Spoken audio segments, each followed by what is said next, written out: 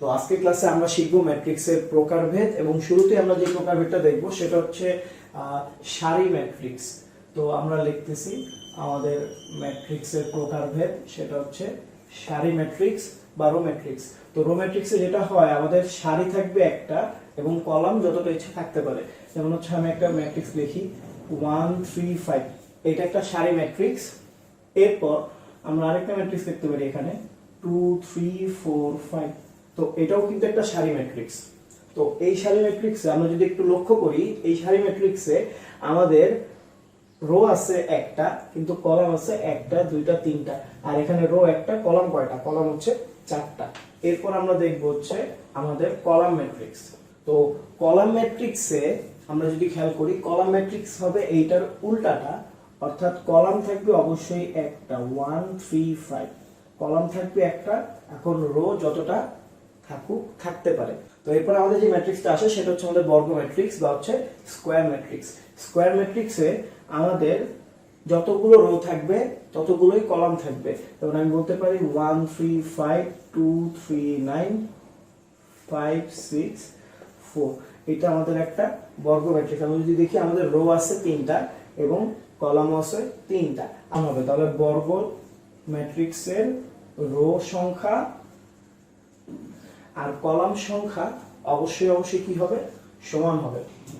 তো আমরা এখন শিখবো ঊর্ধ্ব ত্রিভুজাকার ম্যাট্রিক্স, এবং ঊর্ধ্ব ত্রিভুজাকার ম্যাট্রিক্সের জন্য আমাদের ছোট্ট একটা ব্যাপার বুঝতে হবে। আমরা একটা উদাহরণ নিচ্ছি, সেটা হচ্ছে এরকম যে 1 2 3 4 5 6 7 8 9, যেখানে এটা হচ্ছে আমাদের প্রধান কর্ণ। এই যে এটা হচ্ছে আমাদের কি? প্রধান কর্ণ। তাহলে আমরা প্রধান কর্ণের নামটা দিয়ে দিই, এটা হচ্ছে প্রধান কর্ণ। তাহলে ঊর্ধ্ব ত্রিভুজাকার ম্যাট্রিক্সের বোঝার জন্য আমরা আগে এই ব্যাপারটা বুঝতেছি, এটা হচ্ছে আমাদের প্রধান কর্ণ, আমরা আগে আলোচনা করছি। তো এই প্রধান কর্ণের উপরের দিকে আমরা যদি দেখি, সেখানে একটা ত্রিভুজ ফর্ম করা যায়। ওকে, আবার প্রধান কর্ণের নিচের পোর্শনে একটা ত্রিভুজ ফর্ম করা যায়। তাহলে উপরের ত্রিভুজটাকে আমরা বলতেছি কি? আপার ট্রায়াঙ্গেল, আর নিচের ত্রিভুজটাকে বলতেছি আমরা লোয়ার ট্রায়াঙ্গেল। তো ঊর্ধ্ব ত্রিভুজাকার আর নিম্ন ত্রিভুজাকার আমরা একবারই বুঝতে পারবো। তো বোঝার জন্য আমরা যেটা করতেছি সেটা হচ্ছে, আমরা যদি কখনো এরকম দেখি যে লোয়ার ট্রায়াঙ্গেলে কোনো মান নেই, সেগুলো হচ্ছে নাল ভ্যালু আছে। নাল ভ্যালু বলতে কিরকম? যে 4 8 7 যেগুলো আছে, এগুলোকে যদি আমি এরকম 0 0 আর হচ্ছে 0 বানায় দেই, দেখতেছি লোয়ার ট্রায়াঙ্গেলে কোনো মান নেই। এই প্রধান কর্ণ বা প্রিন্সিপাল ডায়াগোনাল এবং আপার ট্রায়াঙ্গেলে যে মানটা আপার ট্রায়াঙ্গেল আছে, সেইখানে আমরা দেখতেছি আমাদের ভ্যালুগুলো আছে 2 3 এবং 6। তো আমরা যেটা করব, যখন আমরা এরকম দেখব, তাহলে এই ম্যাট্রিক্সটাকে আমরা কি বলবো? ঊর্ধ্ব ত্রিভুজাকার ম্যাট্রিক্স। আর যদি কখনো এরকম দেখি যে আমাদের লোয়ার ট্রায়াঙ্গেলে মান আছে কিন্তু আপার ট্রায়াঙ্গেলে মান নাই, তখন আমরা সেটাকে কি বলবো? নিম্ন ত্রিভুজাকার ম্যাট্রিক্স। আমরা upper triangle and lower triangle matrix নিয়ে আলোচনা করলাম। তো আমরা বোর্ডে এখন একটা আপার ট্রায়াঙ্গেল আর একটা লোয়ার ট্রায়াঙ্গেল ম্যাট্রিক্সকে লিখে রাখছি অ্যানালাইসিস করার জন্য, যে আপার ট্রায়াঙ্গেল এন্ড লোয়ার ট্রায়াঙ্গেল ম্যাট্রিক্সের প্রপার্টিজ কি, বা এখান থেকে আমরা কি আসলে জানতে পারি। একটা বর্গ ম্যাট্রিক্সের জন্য এই প্রধান কর্ণ যেটা থাকে, এই প্রধান কর্ণে সব সময় আই এর ভ্যালু আর জে এর ভ্যালুগুলো সমান থাকে, অর্থাৎ রো সংখ্যা আর কলাম সংখ্যাগুলো সমান থাকে। অর্থাৎ এই প্রধান কর্ণে এ আই জে আমরা বলতে পারি always I is equal to J. তো প্রধান কর্ণে অলওয়েজ এ আই জে কি হয়? আই আর জে হচ্ছে সমান হয়, অর্থাৎ I is equal to J. তো এইটা আমরা একটু বোল্ড করে রাখি এই জায়গাটাতে, অর্থাৎ প্রধান কর্ণে সবসময় এ আই জে কি হবে? আই আর জে হচ্ছে সমান হবে। তাহলে আমরা একটু টেস্ট করে দেখি। যেমন এটা কততম ভুক্তি? A11, তাই তো? এটা হচ্ছে A22 আর এটা হচ্ছে A33। তাহলে আমাদের সারিতে যে অবস্থান ভুক্তির এবং কলামে যে অবস্থান, সেই অবস্থানগুলো কি হয়? অবশ্যই সমান হয় প্রধান কর্ণের ক্ষেত্রে। তো আমরা আরেকটা জিনিস এখান থেকে শিখবো, আমরা যদি এই ত্রিভুজে এখন আমাদের আই আর জে এর ভ্যালুগুলো কেমন হয় এবং এই ত্রিভুজে আই আর জে এর ভ্যালুগুলো কেমন হয়, সেটা আমরা একটু দেখব। ব্যাপারটা হচ্ছে, আমি যদি এখান থেকে এদিকে যাই, অর্থাৎ বাম থেকে ডানে যাই আস্তে আস্তে, অর্থাৎ এটা হচ্ছে A11, ওকে, এটা A12 মানে কি প্রথম সারির দ্বিতীয় কলাম, তাই তো, এটা A13। অর্থাৎ আমি যখন এই বরাবর যাচ্ছি আমি একটা সারিতেই আছি, কিন্তু আমি প্রথম কলাম, দ্বিতীয় কলাম, তৃতীয় কলাম, অর্থাৎ বাম থেকে যখন ডান দিকে যায় একটা ম্যাট্রিক্সের, তখন তার কি বৃদ্ধি পায়, কলামের যেই পজিশন সেটা হচ্ছে বৃদ্ধি পায়। তার মানে এটা হচ্ছে A11, আমরা একটু বলি, এটা হচ্ছে A11, এটা A12, এটা A13, এরকম। তো আমরা যেটা বলতে পারি সেটা হচ্ছে এই দিকে যদি আমরা চিন্তা করি, এই দিকে AIJ অবশ্যই যেটা হবে সেটা হচ্ছে যে এর ভ্যালুগুলো I থেকে কি হবে, বড় হবে। অর্থাৎ I এর ভ্যালু J থেকে ছোট হবে, I is less than J, AIJ I is less than J হবে। এন্ড এই পাশে হচ্ছে তার উল্টাটা হবে, এই পাশে তার উল্টাটা হলে আমরা যেটা বলতে পারি সেটা হচ্ছে এই পাশে যেটা হবে সেটা হচ্ছে AIJ অবশ্যই I is greater than J হবে, তাই না? তো এখান থেকে এমসিকিউ বিভিন্ন ভাবে আসতে পারে। কিভাবে আসতে পারে? যেমন হচ্ছে প্রথম কথা, আমার AIJ I is greater than J যেখানে, সেইখানেই কিন্তু আমার কি এই ভুক্তিগুলো 0। তাহলে আমি যেটা বলতে পারি সেটা হচ্ছে ঠিক এরকম, এই ভুক্তিগুলো 0 হবে। অর্থাৎ আমি এই সবগুলোকে একবার একটা সাধারণ আকারে প্রকাশ করতে চাচ্ছি, সেটা হচ্ছে AIJ 0 হবে। AIJ কখন 0 হবে?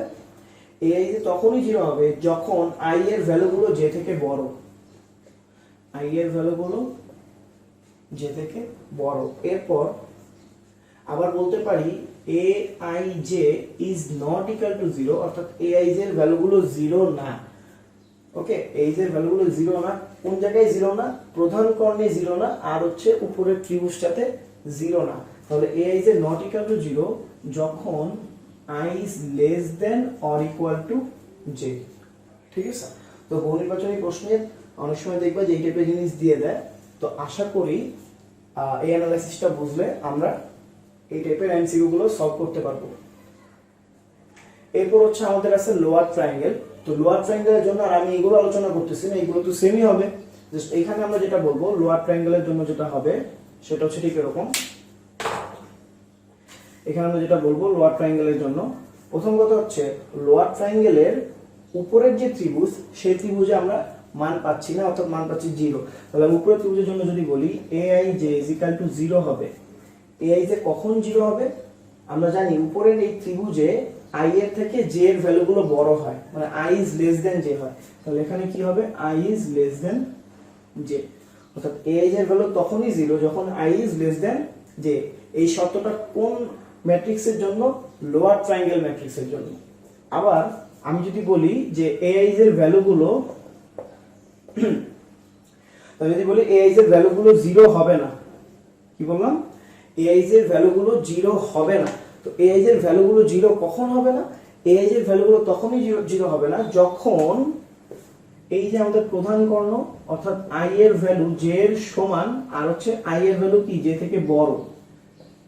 এই দুই ক্ষেত্রে মানে এইটা জাস্ট উল্টাটা। তাহলে আশা করি আমরা upper triangle and lower triangle matrix খুব ভালো মতো বুঝতে পারছি, এবং এই ম্যাট্রিক্সের বোঝার ক্ষেত্রে আমরা যে একটা বেসিক ব্যাপার বুঝলাম, সেই বেসিক ব্যাপারটা ছিল এরকম যে একটা ম্যাট্রিক্সকে, একটা বর্গ ম্যাট্রিক্সকে 3টা পার্টে বিভক্ত করা যায়।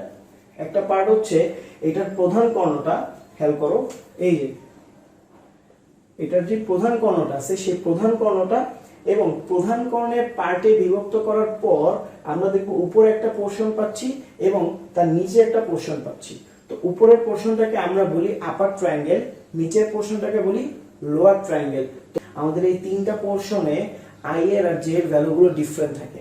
3টা পোরশনের মধ্যে এই পোরশনে, অর্থাৎ প্রধান কর্ণে I আর J সবসময় সমান হয়, এবং এই কর্ণে I এর ভ্যালুগুলো, এই পোরশনে I এর ভ্যালুগুলো J থেকে ছোট হয়, এবং এই পোরশনে I এর ভ্যালুগুলো J থেকে বড় হয়। তাহলে এই ব্যাখ্যাগুলো আমরা পরবর্তীতে আর দিতেছি না, কারণ পরবর্তীতে যখন আমরা বলবো সরাসরি কিন্তু শর্তগুলো লিখবো। এইজন্যই এত ভেঙে অ্যানালাইসিস করে আমরা বুঝলাম, এরপর থেকে আমরা হচ্ছে সরাসরি লিখব। তো তো আমরা এখন একটা ম্যাট্রিক্সকে ইন্ট্রোডিউস করাতে যাচ্ছি এবং সেই ম্যাট্রিক্সে আপার ট্রায়াঙ্গেলেও ভ্যালুগুলো নালিফাই, লোয়ার ট্রায়াঙ্গেলেও ভ্যালুগুলো নালিফাই। তাহলে এটাকে আমরা কি বলবো, আপার ট্রায়াঙ্গেল নাকি লোয়ার ট্রায়াঙ্গেল? তো এখানে আমি আপার ট্রায়াঙ্গেলও বলতে পারবো না, যেহেতু এখানে আপার ট্রায়াঙ্গেলের ভ্যালুগুলো নালিফাই। লোয়ার ট্রায়াঙ্গেলও বলতে পারবো না, লোয়ার ট্রায়াঙ্গেলও ভ্যালুগুলো কি নালিফাই। তো এখানে ভ্যালু যদি থাকে শুধুমাত্র দেখা যাচ্ছে আমার এইটুকু পোরশনে আমাদের ভ্যালুটা আছে, এবং আমরা জানি এইটুকু পোরশন হচ্ছে আমাদের একটা কর্ণ, বা এটাকে আমরা কি বলি, প্রধান কর্ণ বা প্রিন্সিপাল ডায়াগোনাল, যেখানে অবশ্যই আই আর জে সমান। এটা একটা বর্গ ম্যাট্রিক্স, এবং এই ম্যাট্রিক্সটাকে আমরা বলতে চাই এটা একটা কর্ণ ম্যাট্রিক্স। কেন কর্ণ ম্যাট্রিক্স? কারণ শুধুমাত্র কর্ণেই আমরা ভ্যালুটা দেখতেছি, এবং আপার ট্রায়াঙ্গেল এন্ড লোয়ার ট্রায়াঙ্গেলের ভ্যালুগুলো কি নালিফাই। ওকে, তো এই জন্য এটাকে আমরা বলবো প্রধান কর্ণ, আর এই পুরো ম্যাট্রিক্সটা একটা কর্ণ ম্যাট্রিক্স। তো আমরা বুঝা যে ব্যাপারটা, একটা কর্ণ ম্যাট্রিক্সকে কর্ণ ম্যাট্রিক্স হওয়ার আগে তাকে অবশ্যই একটা বর্গ ম্যাট্রিক্স হতে হবে। তার মানে প্রত্যেক কর্ণ ম্যাট্রিক্সই একটা বর্গ ম্যাট্রিক্স, এবং বর্গ ম্যাট্রিক্স হওয়ার পর যখন সে কর্ণ ম্যাট্রিক্স হয় তখন যে ব্যাপারটা হয় সেটা হচ্ছে এই ম্যাট্রিক্সটা একটা প্রতিসম ম্যাট্রিক্স হয়ে যায়। আমরা প্রতিসম ম্যাট্রিক্স সম্পর্কে জানবো, তাহলে জেনে রাখো এইটা একটা প্রতিসম ম্যাট্রিক্স। এইটা একটা প্রতিসম ম্যাট্রিক্স। তো আমরা আমাদের বোর্ডে ঠিক এই জায়গায় লিখে রাখছি কর্ণ, স্কেলার ও একক, তিনটা স্টার দিছি, কারণ এখান থেকে পরীক্ষা হলে অনেক কোশ্চেন আসে এমসিকিউতে, এবং কর্ণ, স্কেলার, একক খুবই গুরুত্বপূর্ণ ম্যাট্রিক্স। তো একটা ম্যাট্রিক্স যখন কর্ণ ম্যাট্রিক্স হয় সেখানে শুধু কর্ণের ভ্যালু থাকে, মানে আমাদের ডেফিনেশনটা একবারই ক্লিয়ার, যদি কর্ণের ভ্যালু থাকে তাহলে আমরা সেটাকে কি বলবো, কর্ণ ম্যাট্রিক্স। মানে কর্ণের ভ্যালু থাকবে, বাকি জায়গায় দুই জায়গায় ভ্যালু থাকবে না। তাহলে এটার জন্য আমরা কি বলতে পারি, খেয়াল করো, একটা কর্ণ ম্যাট্রিক্সের জন্য, এই কর্ণ ম্যাট্রিক্সের জন্য আমরা যেটা বলতে পারি সেটা হচ্ছে ai যে 0 হবে না, ai যে ইজ নট ইকুয়াল টু 0 যখন i is equal to j। ai যে ইজ নট ইকুয়াল টু 0 যখন i আর j কি হবে, সমান হবে। এরপর ai যে, আমি যদি এখানে একটু দেখি যে ai এর ভ্যালুগুলো 0, কখন 0 হবে? ai এর ভ্যালু দুই ক্ষেত্রে 0 হতে পারে, যখন i এর ভ্যালুগুলো 0, i is not equal to j, মানে এটাকে এইভাবে বলতে পারি, যখন i is not equal to j, মানে i আর j সমান না। এখন এই সমান না কিন্তু দুই ভাবে হতে পারে। কিভাবে? কারণ একটা সমান হতে পারে এইভাবে, যেখানে i is greater than j, আর একটা সমান হতে পারে এইভাবে, যেখানে i is less than j। এই জিনিসটা আমাদের কর্ণ ম্যাট্রিক্সের ক্ষেত্রে অবশ্যই মনে রাখতে হবে, কারণ এই জায়গা থেকে কিন্তু প্রশ্ন আসে। তো আমরা কর্ণ ম্যাট্রিক্স বোঝার পরে আমাদের যে ম্যাট্রিক্সটা বুঝতে হয় সেটা হচ্ছে স্কেলার ম্যাট্রিক্স, তারপর আমরা বুঝবো একক ম্যাট্রিক্স। কর্ণ ম্যাট্রিক্সকেই আমি স্কেলার ম্যাট্রিক্স বানায় ফেলতে পারি। কিভাবে? স্কেলার ম্যাট্রিক্সের ডেফিনিশন হচ্ছে একটা স্কেলার ম্যাট্রিক্স হওয়ার জন্য তাকে অবশ্যই একটা কর্ণ ম্যাট্রিক্স হইতে হবে। এখন আমরা দেখতেছি এটা একটা কর্ণ ম্যাট্রিক্স। এখন কর্ণ ম্যাট্রিক্স হওয়ার পর যদি কখনো এরকম হয় যে প্রধান কর্ণের সবগুলো ভুক্তির মান সমান, কি বললাম, প্রধান কর্ণের সবগুলো ভুক্তির মান সমান, অর্থাৎ এন্ট্রিগুলো সমান হবে, তাহলে এন্ট্রিগুলো আমি যদি সমান করে দেই, সেটা কি সমান কিভাবে করতে পারি? যেমন আমি যদি বলি আমি 2 দিয়ে সমান করব, 1 2 3 ছিল, তার মানে এটাকেও আমি 2 বানাই দিতেছি, এবং এটাকেও আমি 2 বানাই দিতেছি। তাহলে এখন এই ম্যাট্রিক্সটাকে আমি কি বলবো? প্রথমে বলবো এই ম্যাট্রিক্সটা একটা বর্গ ম্যাট্রিক্স, তারপরে বলবো এই ম্যাট্রিক্সটা একটা কর্ণ ম্যাট্রিক্স, আবার বলবো এই ম্যাট্রিক্সটা একটা প্রতিসম ম্যাট্রিক্স, এবং তার সাথে এই ম্যাট্রিক্সটা একটা স্কেলার ম্যাট্রিক্স। তার মানে স্কেলার ম্যাট্রিক্সের সংজ্ঞা কি? স্কেলার ম্যাট্রিক্সের সংজ্ঞা হচ্ছে কোন কর্ণ ম্যাট্রিক্সের যদি প্রধান কর্ণের সবগুলো ভুক্তির মান সমান হয় তাহলে সেটাকে আমরা কর্ণ ম্যাট্রিক্স বলি। তাহলে কর্ণ ম্যাট্রিক্সের জন্য তো এই শর্তগুলো, এই স্কেলার ম্যাট্রিক্সের জন্য এই শর্তগুলো সেম থাকবে আশা করি, কারণ এটা কর্ণ ম্যাট্রিক্সের শর্ত। ওকে, আচ্ছা, এরপর আমাদের থাকবে হচ্ছে একক ম্যাট্রিক্স। একক ম্যাট্রিক্স কি? একক ম্যাট্রিক্স হচ্ছে প্রধান কর্ণের যে ভুক্তিগুলো থাকে সবগুলো ভুক্তি কি হবে? 1 হবে। যদি 1 হয় তাহলে সেটা একক ম্যাট্রিক্স। তাহলে আমি 1 দিয়ে দিতেছি, এটা হচ্ছে 1, এইটা হচ্ছে 1 এবং এইটাও আমাদের 1। তাহলে আমরা এখান থেকে একটা জিনিস এখন ক্লিয়ারলি বলতে পারবো, সেটা হচ্ছে এই ম্যাট্রিক্সটা প্রথমে একটা বর্গ ম্যাট্রিক্স, ব্যাপারটা বুঝো। তারপর এটা একটা কর্ণ ম্যাট্রিক্স, তারপর এটা একটা স্কেলার ম্যাট্রিক্স, কারণ সবগুলো ভুক্তির মান সমান, এবং সাথে সাথে এইটা একটা একক ম্যাট্রিক্স, অর্থাৎ একক বা অভেদক ম্যাট্রিক্স। তার মানে এটা একই সাথে দেখো বর্গ, কর্ণ, প্রতিসম, স্কেলার, এবং তার সাথে কিন্তু এটা একটা কোন ম্যাট্রিক্স হইলো, এটা একটা হয়ে গেল একক বা অভেদক ম্যাট্রিক্স। তাহলে আমরা এটাকেও এখানে দিতে বলা হয় আইডেন্টিটি ম্যাট্রিক্স। এই জন্য এটাকে প্রকাশ করা হয় আই দ্বারা, এবং যেহেতু এটা 3x3 ম্যাট্রিক্স এই জন্য I3 বলে। I3 দিয়ে কি বোঝায়, এটা একটা 3x3 ম্যাট্রিক্স। I2 বললে এটা একটা 2x2 আইডেন্টিটি ম্যাট্রিক্স।